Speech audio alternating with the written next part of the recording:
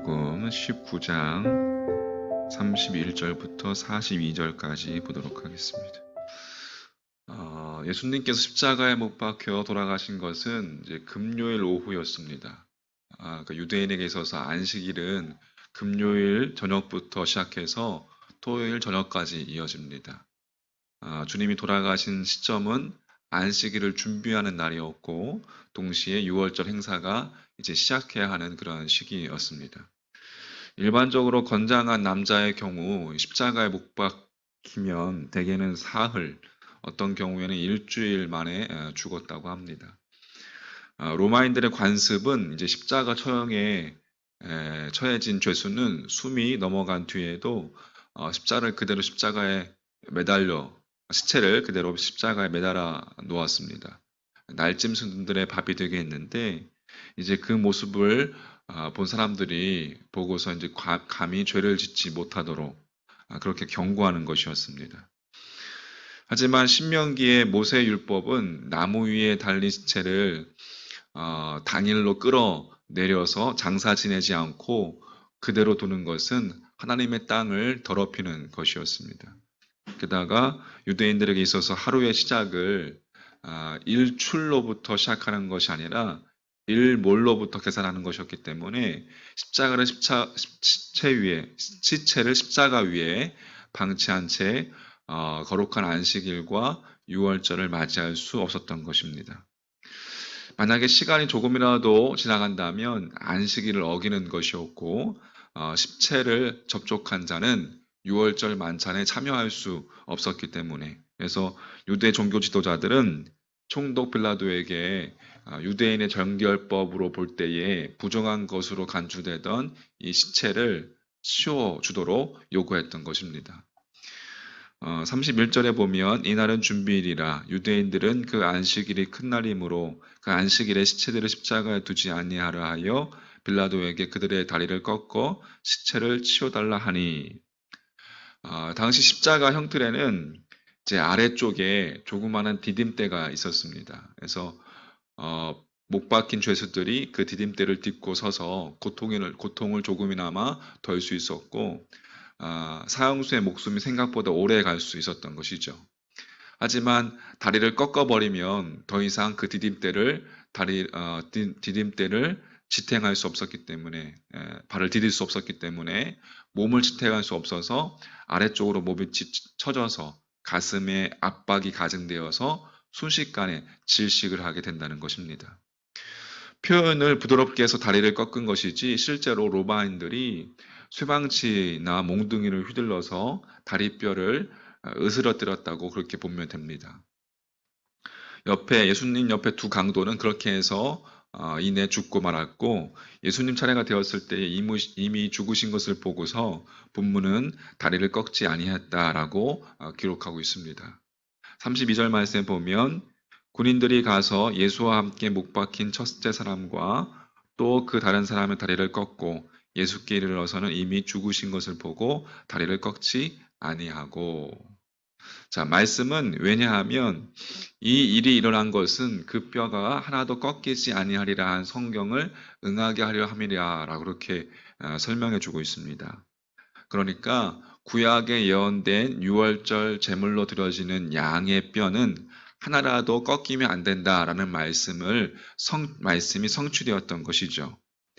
민수기 9장 12절 말씀에 보면 아침까지 그것을 조금도 남겨두지 말며 그 뼈를 하나도 꺾지 말아서 6월절 모든 율례대로 지킬 것이니라.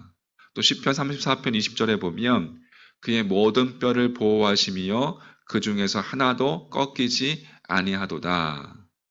예수님께서는 인간의 죄를 대속하기 위해서 제물로 바쳐지는 그 6월절의 어린 양이었고, 그렇게 구약에 예언된 말씀이 성취가 되었던 것입니다. 할렐루야.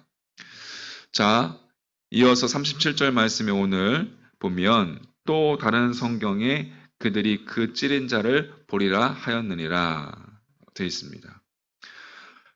예수님께서 이미 죽으신 것을 보고 로마 군병이 옆구리를 창으로 찔렀습니다. 예수님께서 창에 찔리는 그 순환을 당하실 것을 예언한 스가랴 12장 10절 말씀이 이루어지게 된 것이죠. 자, 우리는 이렇게 예수님의 생애와 사역은 처음부터 끝까지 어느 것 하나라도 구약 성경의 메시아 예언과 어긋남 없이 철저히 그것을 성취하는 결과를 가져왔습니다.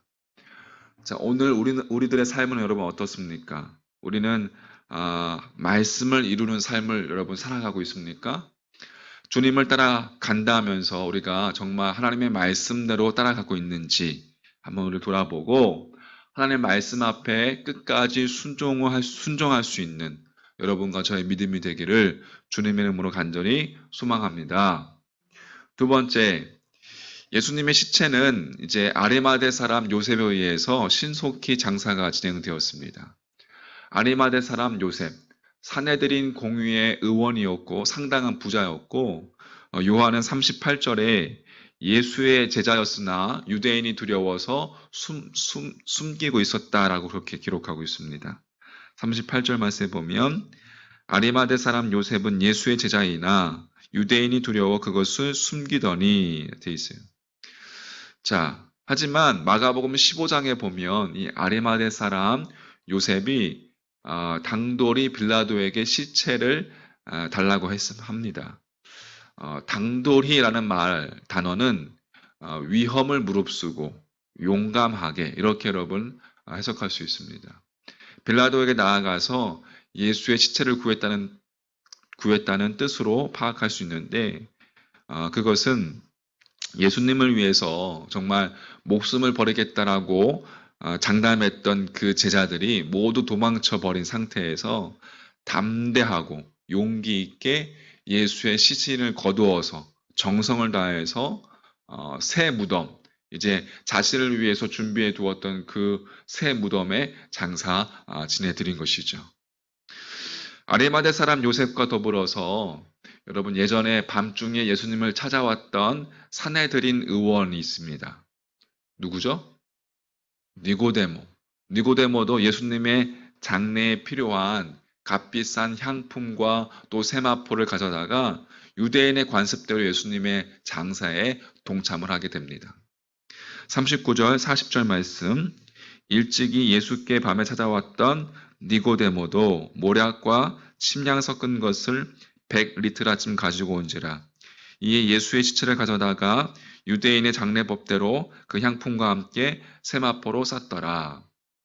그러니까 아리마대 사람 요셉과 사내들인 의원이었던 니고데모는 자신들의 지위가 박탈될지 모르는 위험을 감수하면서까지 유대인들에게 반역죄와 또 신성 모독죄로 처형되었던 이 예수님, 그 예수님에게 호의를 베푼 것입니다. 놀라운 사실은 아리마대 사람 요셉은 유대인들이 두려워서 예수님을 믿는 자신을 숨겼던 자였고 니고데모 역시 사람들의 눈이 무서워서 밤중에 아무것도 몰래 예수님을 찾아왔던 인물이었습니다. 말하자면 그들은 처음부터 예수님의 제자가 아니었어요. 처음부터 온전한 예수님의 제자, 완전한 그리스도인이 아니었던 것입니다. 그럼에도 불구하고 예수님과 공생애를 함께 했던 제자들은 주님을 배신하고 지금 다 도망가 버리는 그런 상태였는데 그 죽음과 그 절망과 그 공포의 극한 상황 속에서 어떻게 아리마대 사람 요셉과 니고데모는 담대히 자신을 드러내면서 정성을 다해서 예수님의 장례에 앞장설 수 있었을까요? 그것은 예수님을 정치적인 메시아로서 자신들의 배고픈 삶을 배부르게 해줄 수 있는 육적으로만 주님을 만났던 그 제자들과 달리 아리마대 사람 요셉과 니고데모는 영적으로 주님을 만났던 자들이었기 때문에 가능했던 것입니다. 다시 말해서 그들의 심령 속에 하나님의 나라가 회복된 자들이었던 것입니다. 할렐루야. 요한복음 3장에 의하면 사내들인 의원인 니고데모는 밤중에 몰래 예수님을 찾았던 날, 그때 사람은 거듭나야 하나님 나라에 들어갈 수 있다라는 것을 배웠습니다. 거룩한 상상을 우리가 해보건대 그날 밤 니고데모는 주님을 만났을 거예요. 진정으로 주님을 만났습니다. 하나님의 나라가 그에게 임하게 된 것이죠. 그래서 사내들인 의회가 예수님을 체포하려고 하는 것을 결의했을 때 그 부당성에 대해서 반박했던 자도 바로 니고데모였습니다. 마찬가지로 누가복음 23장에 보면 아리마대 사람 요셉도 선하고 의로운 사람이라서 그들의 결의와 함께 행사에 창성하지 아니한 자라고 그렇게 이야기해 주고 있습니다. 진정 그들이 예수님의 제자였던 것이죠. 예수님을 육적인 욕구로만 쫓았을 뿐 아직 영적으로 만나지 못한 제자들은 가장 결정적인 그 순간에 주님을 버리는 배신자들이 되고 말았지만 니고데모와 아리마대 사람 요셉은 그리스도 안에서 영원한 하나님의 나라를 만난 자들이었기 때문에 그들은 두려울 것이 없었습니다. 그들은 도리어 예수님의 죽음 앞에서 담대해졌고 진정한 예수님의 제자가 될 수 있었던 것입니다. 따라서 오늘날 우리가 진정으로 여러분 구해야 할 것은 무엇일까요? 예수님을 따르는 육적인 목적이 아니라 예수님을 따르는 목적이 무엇을 얻기 위해서 세상의 안위와 세상의 배부름과 나의 욕구를 이루기 위한 그러한 따름입니까? 아니면 진정 하나님 나라의 회복을 원하는, 하나님 나라의 확장을 원하는 여러분 따름입니까? 소망하기에는 하나님의 나라와 하나님의 의를 위해서 주님을 따라가는 여러분 우리의 믿음의 자세가 되기를 간절히 소망합니다. 자, 정리해보면 하나님의 말씀 앞에 끝까지 순종할 수 있는 여러분 믿음 되시길 간절히 소망하고 우리가 예수를 따르는 목적이 하나님 나라의 회복을 위한 순종이 되기를 소망합니다. 오늘 거룩한 주일 말씀 안에서 그렇게 주님 바라보며 주님의 진정한 제자가 될 수 있도록 주님을 따르는 진정한 제자가 될 수 있도록 그날을 부인하고 주님 바라보며 주님의 통치하심 가운데 거하는 복된 주일 되시기를 주님의 이름으로 간절히 축원합니다.